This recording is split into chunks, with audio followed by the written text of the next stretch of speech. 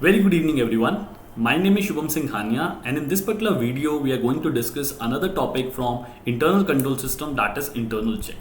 This is one of the important ingredients of internal controls check, and it becomes the basis for the auditor to determine that how he has to plan his audit program for conducting the audit. So let's get started. The very first topic that we need to understand is what is the meaning of internal check.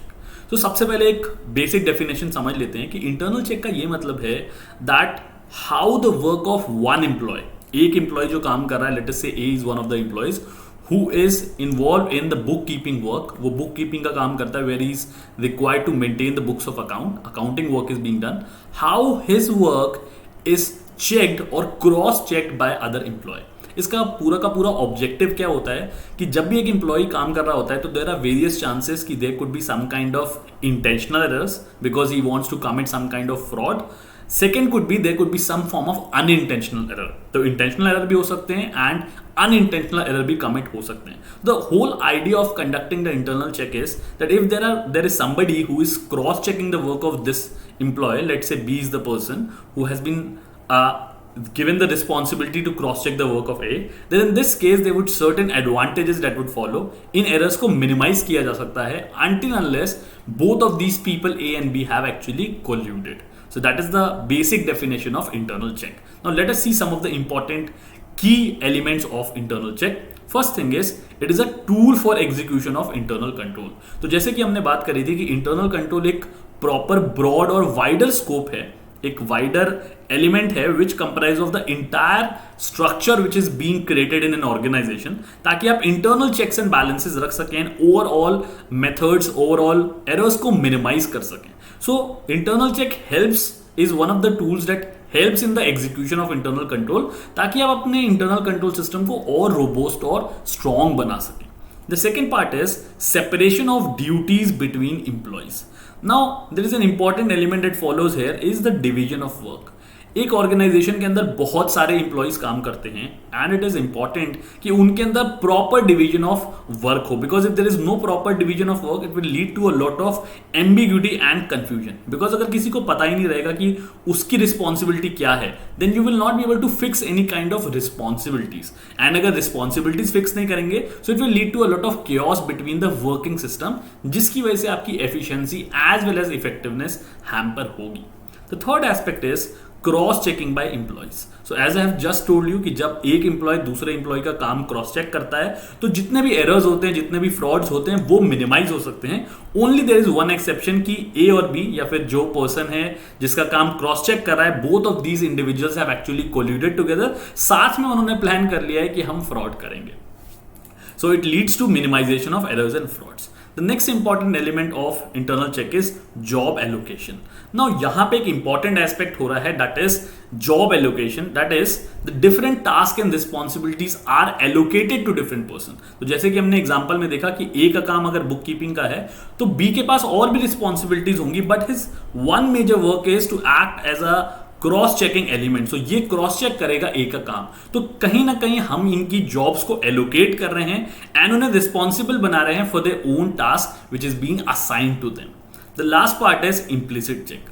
Why do we say that internal check is leads to an implicit check? Let's understand it using an example. So let us say there is a person A who has been given the responsibility to collect the cash. तो इसका काम सिर्फ इतना ही है कि ये cash collect करता है और एक जगह शायद एंट्री कर देता है किसी बुक्स ऑफ अकाउंट के अंदर. तो ये पहला टास्क हुआ. Once he has entered into, there is another person B. इसकी रिस्पॉन्सिबिलिटी क्या होती है कि ये कैश बुक मेंटेन करता है. सो इसने हो सकता है किसी बुक में एंट्री कर दी हो, एक नॉर्मल सी बुक में एंट्री कर दी हो, and B has the responsibility to enter it in the cash book.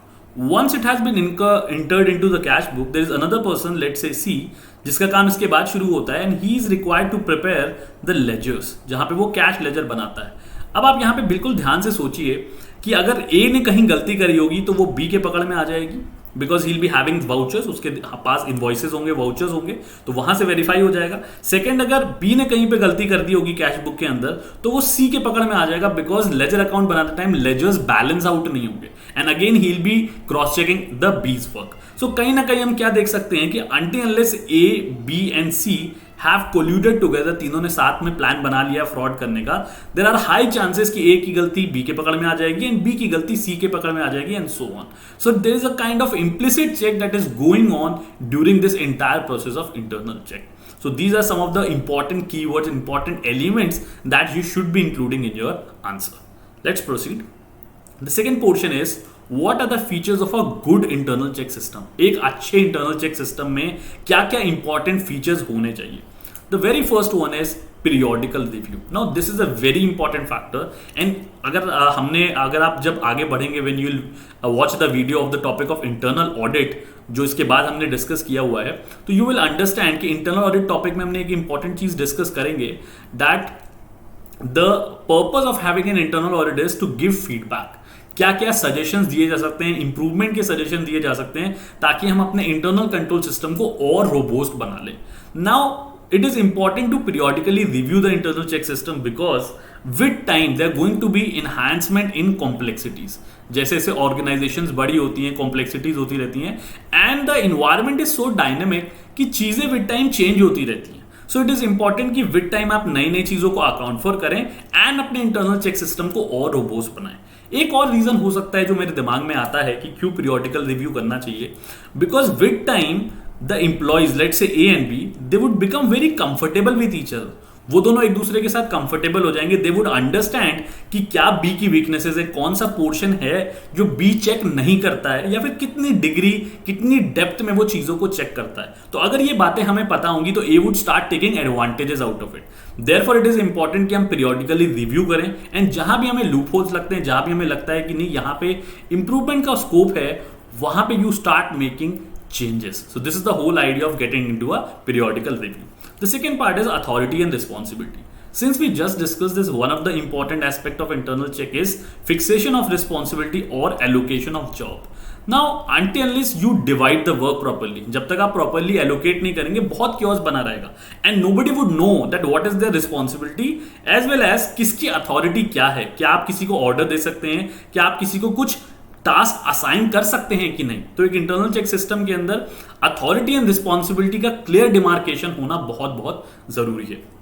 The next part is automatic check, जिसे हम इम्प्लिसिट चेक भी कहते हैं, जहां अभी हमने एग्जांपल दिया कि प्रोसेस ऐसा बनाया गया है, सीक्वेंस ऐसा बनाया गया है कि ऑटोमेटिकली एक का काम दूसरा चेक कर ही देता है. And the whole idea of having this implicit check is to minimise the scope for errors and fraud. Next part is rotation of employees. Now ये एक इंपॉर्टेंट स्टेप है, ये एक इंपॉर्टेंट एलिमेंट है जो इंक्लूड किया गया in order to reduce collusion between the employees. जैसे कि हमने कहा कि कुछ टाइम अगर ए एंड बी काम करते हैं साथ में तो वो कंफर्टेबल हो जाएंगे एंड हो सकता है कि दे वुड स्टार्ट, अगर दोनों की टेंडेंसी चीट करने वाली है, दोनों की ग्रीड वाली टेंडेंसी है, तो होगा क्या कि वो दोनों साथ मिल जाएंगे and they would start making what you से एरर्स या फिर फ्रॉड करने लगेंगे. Therefore it is important कि एक एम्प्लॉय को एक डिपार्टमेंट से दूसरे डिपार्टमेंट शिफ्ट किया जाए, या फिर अगर इनिशियली ए बी का काम चेक कर रहा था तो थोड़े टाइम पे ऐसा किया जा सकता है कि एक ना चेक करे उसका काम, बी का काम चेक करने की रिस्पॉन्सिबिलिटी सी को दे दी जाए. So this way there is a kind of rotation and chances of errors and frauds minimise हो जाएंगे बिकॉज अब कोल्यूजन का जो स्कोप है वो कम कर दिया गया है.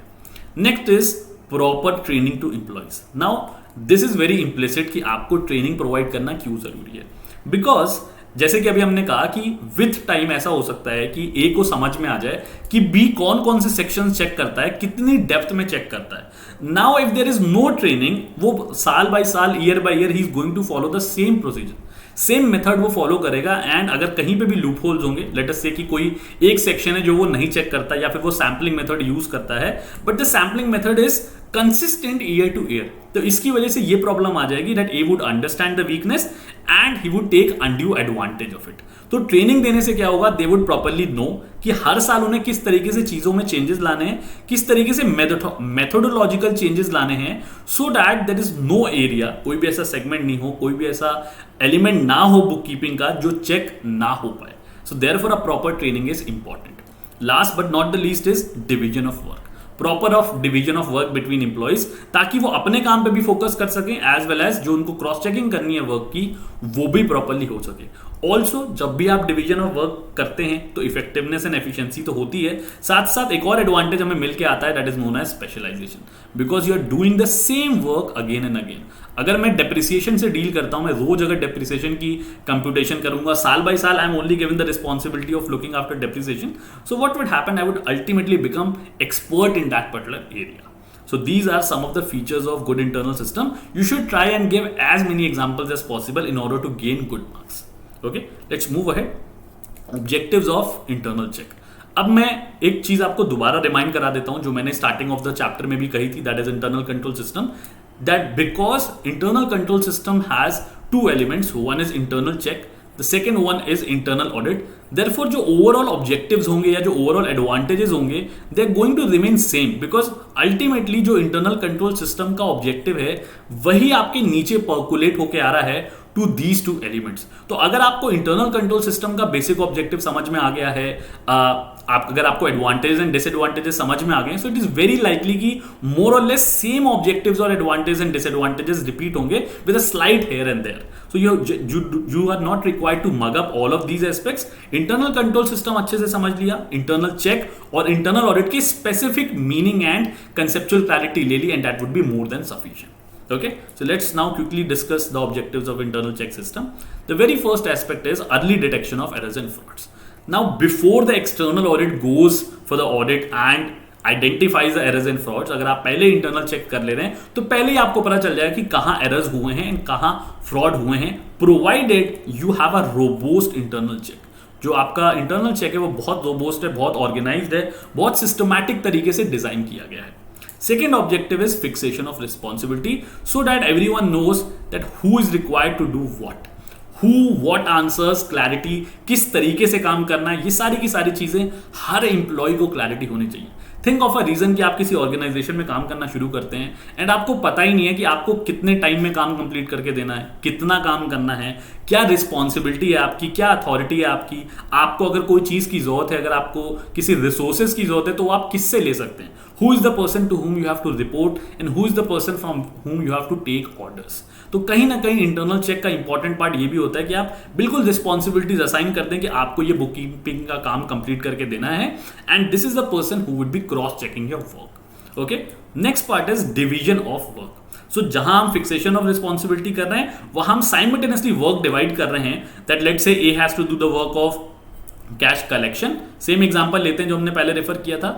B has to do the work of cash book and similarly C has to do the work of preparation of ledger. तो proper division of work हो गया between all of the employees. Last but not the least, reliability of records. Now अब आप reliability कर सकते हैं because आपको पता है कि अगर आपका रोबोस्ट स्ट्रक्चर है तो एक का काम दूसरे ने चेक किया होगा, तो जो भी एरर्स होंगे, जो भी फ्रॉड्स होंगे, वो ऑटोमेटिकली आइडेंटिफाई हो गए. Now you can rely on these records and at the very same time अगर इंटरनल ऑडिटर आता है या फिर बाद में स्टैट्यूटरी एक्सटर्नल ऑडिटर भी आता है, वो भी अगर देखेगा कि बहुत अच्छे से स्ट्रक्चराइज है आपका इंटरनल सिस्टम, तो वो भी इन रिकॉर्ड्स पे रिलाई कर सकता है एंड अकॉर्डिंगली अपने मेथड्स यूज कर सकता है इन द एक्चुअल ऑडिट, और उसी के अकॉर्डिंग वो अपने ऑडिट प्रोग्राम को भी डिजाइन कर सकता है. तो a lot of things depend on the kind of internal check you have in your organisation. Let's move ahead. Now, what are some of the disadvantages? So, since every coin has two sides, so there are some disadvantages as well. The very first one is quality is sacrificed for promptness. Now, let's take a very small example. Let us say that you have given a task that the cross-checking of all the work has to be completed on 31st March 2020. आपने उसको एक time बाउंडेशन दे दी, क्योंकि organisation में time बाउंडेशन बहुत रहती है. It is very rare in organisation जहां पे वो क्वालिटी पे ज्यादा फोकस करते हैं. फोकस तो करते हैं बट टाइम बाउंडेशन हमेशा रखते हैं, because there is every time there is a cost when you are taking a lot of time. Time is considered to be a kind of a money in terms of organisational goals and objectives. तो अब हो सकता है कि एक को एक task दिया हो कि 31 मार्च तक आपको सारा का सारा काम क्रॉस चेक करके फाइनलाइज करना है. नाउ लेट अस से कि due to he is a new employee, या प्रोबेबली उसकी ट्रेनिंग प्रॉपर्ली नहीं हुई है, या because of his own limitation, उसकी खुद की कुछ एबिलिटीज की प्रॉब्लम है जिसकी वजह से वो 31 मार्च तक काम चेक नहीं कर पा रहा, लैक ऑफ एबिलिटीज की वजह से. Now in that case, but उसको काम तो कंप्लीट करके देना है, वरना उसे डांट पड़ेगी, वरना हो सकता है उसको फायर कर दिया जाए, उसकी क्वालिटी पे शक किया जाए. So what he will try to do, he quickly try to wrap it. वो बहुत जल्दी जल्दी काम करने की कोशिश करेगा जहां पे ये हो सकता है कि quality of internal check sacrifice हो जाए and ultimately it might lead to some kind of errors. तो कहीं ना कहीं स्कोप है कि एरर्स निकल जाएं या फिर मिस हो जाएं। So therefore this is one of the disadvantages of internal check. The second one is internal check is not applicable for small organisation. दो रीजन है उसके। पहला, तो द लेवल ऑफ वर्क और what you can say the volume of work is not too much. Volume इतना ज्यादा नहीं होता है कि आपको इंटरनल चेक करने की जरूरत पड़े, बिकॉज कम ही टास्क होता है हर एम्प्लॉय के पास। द सेकेंड पोर्शन इज कि उनके पास इतना टाइम नहीं होता है, उनके पास इतने रिसोर्सेज नहीं होते हैं, फाइनेंशियल रिसोर्सेज नहीं होते हैं कि वो क्रॉस चेकिंग में टाइम वेस्ट कर सकें। बिकॉज जब उनके पास फंड्स ही नहीं होंगे तो वो कहां से लोगों को इन्वॉल्व करेंगे। So therefore these are the two reason जिसकी वजह से internal check majorly small organisation में नहीं यूज किया जाता। The third one is monotonous for workers. Now आप सपोज करिए कि देयर इज समबडी ए जो अपना काम करता है, वो अपनी बुक कीपिंग करता है, अपनी अकाउंटिंग करता है, and then finally the same person goes, वो अपना कुछ टाइम एलोकेट करके उसको रिस्पॉन्सिबिलिटी दी गई है कि वो बी के बुक्स ऑफ अकाउंट्स को चेक कर रहा है, बी के बुक कीपिंग वर्क को चेक कर रहा है या फिर क्रॉस चेक करने की कोशिश कर रहा है। नाउ कंसिडर कि कितना मोनोटोनस हो जाएगा उसके लिए। पहले उसने अपना काम किया एंड फिर वो दूसरे एम्प्लॉय का काम क्रॉस चेक कर रहा है, which is also of the same nature. So कहीं ना कहीं यहाँ पे मोनोटनी आ जाती है वर्क के अंदर। Next disadvantage is risky for the auditor. Auditor के लिए रिस्की कैसा है?